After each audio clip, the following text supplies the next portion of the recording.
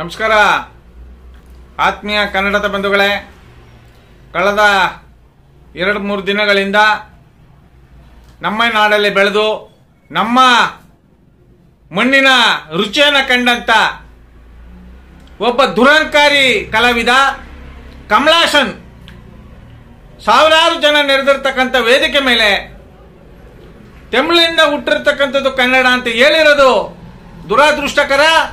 ಅವರು ಮಾಡಿರ್ತಕ್ಕಂಥದ್ದು ಅಪಮಾನ, ಕನ್ನಡಕ್ಕೆ ಮಾಡಿರೋದಂಥ ದ್ರೋಹ. ಇದು ತುಂಬಾ ವೈರಲ್ ಆಗಿ ತುಂಬಾ ಸಾಮಾಜಿಕ ಜಾಲತಾಣದಲ್ಲಿ ಮತ್ತು ಮಾಧ್ಯಮಗಳಲ್ಲಿ ತುಂಬಾ ಸುದ್ದಿಯಾಗಿ ಹರಡ್ತಾ ಇದೆ. ಆದರೆ ಇಂಥ ಒಂದು ಹೇಳಿಕೆ ಕೊಡುವಂತ ಅವಿವೇಕಿ ಇಂಥ ಒಂದು ಹೇಳಿಕೆ ಕೊಡುವಂತ ಸಂದರ್ಭದಲ್ಲಿ, ಆ ದುರಹಂಕಾರಿ ಇಂಥ ಒಂದು ಹೇಳಿಕೆ ಕೊಡುವಂತ ಸಂದರ್ಭದಲ್ಲಿ ನಮ್ಮ ಡಾಕ್ಟರ್ ರಾಜ್ಕುಮಾರ್ ಅವರ ವರಪುತ್ರ ಶಿವರಾಜ್ ಕುಮಾರ್ ಅವರು ಅದನ್ನು ವಿರೋಧ ಮಾಡಬೇಕಾಯಿತು. ಅದನ್ನ ವಿರೋಧ ಮಾಡಿ ಎದ್ದು ನಿಂತ್ಕೊಂಡು ವಿರೋಧ ಮಾಡಬೇಕಾಯ್ತು.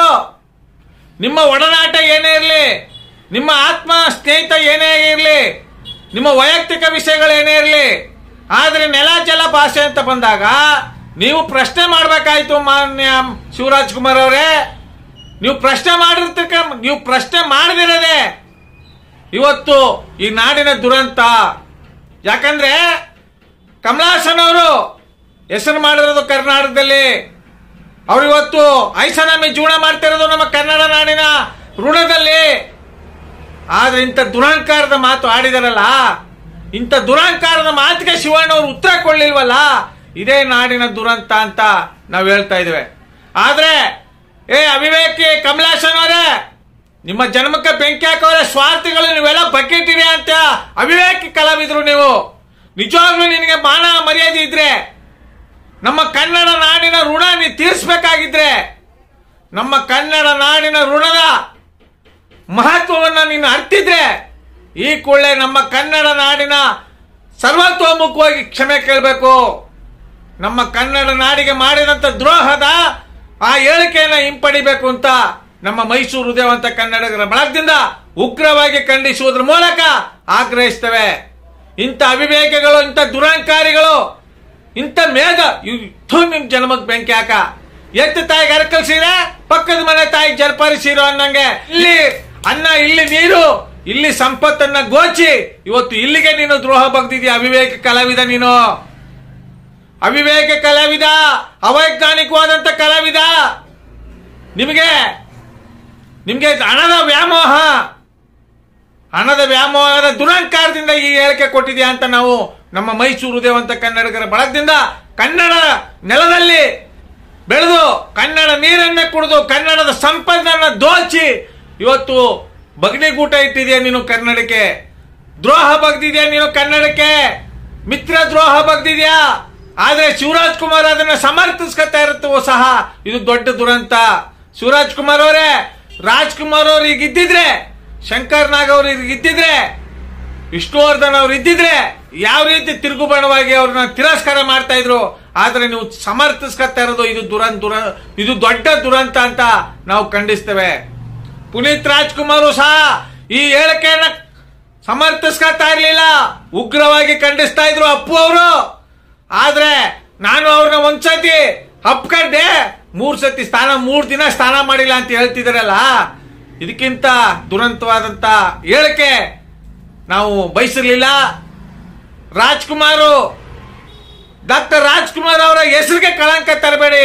ಇನ್ನು ಮುಂದಕ್ಕಾದ್ರೂ ನೀವು ಪ್ರಾಮಾಣಿಕವಾಗಿ ನಮ್ಮ ತಾಯಿಯ ನಾಡಿಗೆ ಗೌರವ ನೀಡಬೇಕಾಗಿದೆ. ಮಾನ್ಯ ಶಿವರಾಜ್ ಕುಮಾರ್ ಅವರೇ, ನಿಮ್ಮ ಚಿತ್ರಗಳನ್ನು ನೋಡಿ ಬೆಳೆದಂತವ್ರು, ನಿಮ್ಮ ಅಭಿಮಾನವನ್ನ ನೋಡಿ ಖುಷಿ ಪಟ್ಟಂತ ನಾನೊಬ್ಬ ಅಭಿಮಾನಿಯಾಗಿ ಇವತ್ತು ನಿಮ್ಮ ಹೇಳಿಕೆನ ನಾನು ಉಗ್ರವಾಗಿ ಖಂಡಿಸ್ತಾ ಇದ್ದೇನೆ. ನಿಮ್ಮ ಹೇಳಿಕೆ ಸಮರ್ಥನೆ ನಿಮ್ಮ ಆತ್ಮ ಸಾಕ್ಷಿಯಾಗಿ ವಿರುದ್ಧವಾಗಿದೆ. ಡಾಕ್ಟರ್ ರಾಜ್ಕುಮಾರ್ ಅವರ ಪ್ರೀತಿ ವಿಶ್ವಾಸಕ್ಕೆ, ಕನ್ನಡದ ಅಭಿಮಾನಕ್ಕೆ ವಿರುದ್ಧವಾಗಿದೆ ನಿಮ್ಮ ಹೇಳಿಕೆ. ನಿಮ್ಮ ಸಮರ್ಥನೆ ಸರಿ ಇಲ್ಲ. ಈ ಕೂಡಲೇ ನಿಮ್ಮ ಆ ಚಡ್ಡಿ ದೋಸ್ತಿಗೆ, ಆ ಅವಿವೇಕಿ, ಆ ಕನ್ನಡ ವಿರೋಧಿ, ಕನ್ನಡ ದ್ರೋಹಿಗೆ ತಕ್ಕ ಉತ್ತರವನ್ನ ನೀವು ನೀಡಬೇಕಾಗಿದೆ. ನೀವು ಸಹ ಕನ್ನಡಿಗರನ್ನ ಕ್ಷಮೆ ಕೇಳಬೇಕಾಗಿದೆ. ನಮಗೆ ನೋವಾಗ್ತಾ ಇದೆ. ದಿನ ಒಂದಲ್ಲ ಒಂದ್ ರೀತಿ ಕನ್ನಡದ ಮೇಲೆ ರಾಜಕಾರಣಿಗಳು, ಕಲಾವಿದರುಗಳು, ಭ್ರಷ್ಟ ಅಧಿಕಾರಿಗಳಿಂದ ಕನ್ನಡಕ್ಕೆ ದಿನದಿಂದ ದಿನ ನೀವು ಖಂಡಿಸ್ತಾ ಇದ್ರಾ, ಉಲ್ಲಂಘನೆ ಮಾಡ್ತಾ ಇದ್ರಾ, ಕನ್ನಡವನ್ನ ತಿರಸ್ಕಾರ ಮಾಡ್ತಾ ಇದ್ರಾ, ಮಿತ್ರ ದ್ರೋಹ ಮಾಡ್ತಾ ಇದ್ರಾ. ಕನ್ನಡಾಂಬೆ ನೆಲದಲ್ಲಿ ಹುಟ್ಟಿ ಇಲ್ಲಿ ಸಂಪತ್ತು, ಇಲ್ಲಿ ನೀರು, ಇಲ್ಲಿ ಅನ್ನ, ಇಲ್ಲಿ ಗಾಳಿ, ನಿಮ್ಗೇನ್ ದೊಡ್ಡ ರೋಗ ಬಂದೈತೆ? ನಿಮ್ ಜನ್ಮಕ್ಕೆ ಬೆಂಕಿ ಹಾಕ. ಅಯೋಗ್ಯರೇ, ಇನ್ನು ಮುಂದೆ ಆದ್ರೂ ಕನ್ನಡದ ಬಗ್ಗೆ ಮಾತಾಡ್ಬೇಕಾದ್ರೆ ಎಚ್ಚರಿಕೆಯಿಂದ ಮಾತಾಡಿ, ಬಹಳ ಗಂಭೀರದಿಂದ ಮಾತಾಡಿ, ಗೌರವ ಕೊಟ್ಟು ಮಾತಾಡಿ. ಕನ್ನಡಕ್ಕೆ ಲೆಕ್ಕವಿಲ್ಲದಷ್ಟು 5,000 ವರ್ಷಗಳ ಇತಿಹಾಸ ಇದೆ ನಮ್ಮ ಕನ್ನಡಕ್ಕೆ. ನಾಲ್ವಡಿ ಕೃಷ್ಣರಾಜ ಒಡೆಯರ ಕೊಡುಗೆ ಇಡೀ ದೇಶಕ್ಕೆ ಅಪಾರವಾಗಿದೆ.